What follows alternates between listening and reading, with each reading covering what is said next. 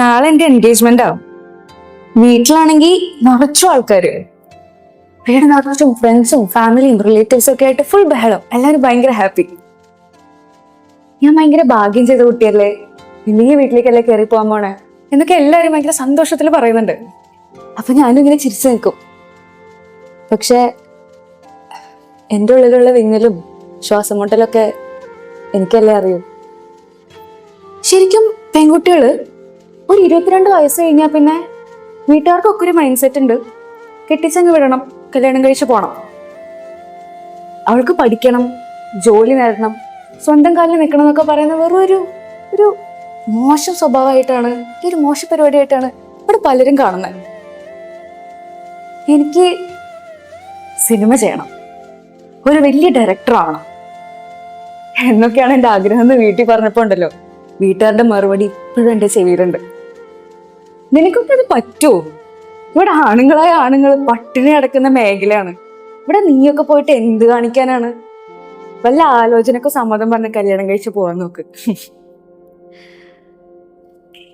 ഒരു പെണ്ണായതുകൊണ്ട് മാത്രം എത്ര വിട്ടുവീഴ്ചകൾ ചെയ്യേണ്ടി വന്നിട്ടുണ്ടെന്ന് അറിയോ? അപ്പോ എൻ്റെ അടുത്ത് പലരും ചോദിച്ചിട്ടുണ്ട്, കല്യാണം കഴിച്ചാലും നിന്റെ സ്വപ്നങ്ങളുടെ പുറകെ പൊക്കൂടെ എന്ന്. പക്ഷെ ഇതൊക്കെ ഒരു പെർമിഷൻ എടുത്ത് ചെയ്യേണ്ട കാര്യമാണ്. എന്റെ ജീവിതം ജീവിക്കാൻ എനിക്ക് വേറൊരാളുടെ അനുവാദം വേണം. പിന്നെ എൻ്റെ ഫ്രണ്ട്സ് ഒക്കെ ചോദിക്കാറുണ്ട്, നിനക്ക് ഈ വീട് വിട്ടുപോകാൻ സങ്കടമില്ലേ എന്ന്. ഒരു സങ്കടവും ഇല്ല. എന്നെ അംഗീകരിക്കാത്ത, എൻ്റെ സ്വപ്നങ്ങളെ അംഗീകരിക്കാത്ത ഈ വീട് വിട്ടുപോകാൻ എനിക്ക് എന്തിനാണ് സങ്കടം? ദേഷ്യമാണ്, ദേഷ്യം മാത്രം. നാളെ എൻ്റെ ഈ വീട്ടിൽ മോതിരം വീഴുമ്പോ ഉണ്ടല്ലോ, ഞാൻ ഒപ്പിട്ട് കൊടുക്കാൻ പോകുന്നത് എന്നെ സപ്പോർട്ട് ചെയ്യാത്ത, എനിക്ക് താല്പര്യമില്ലാത്ത, എന്നെ വിശ്വസിച്ച് എൻ്റെ കൂടെ നിൽക്കാൻ തയ്യാറാവാത്ത ഒരു ജീവിതത്തിലേക്കാണ്. പക്ഷേ ഞാൻ വിട്ടുകൊടുക്കില്ലടോ, ഞാൻ വിട്ടുകൊടുക്കില്ല. ഞാൻ ഫൈറ്റ് ചെയ്യും.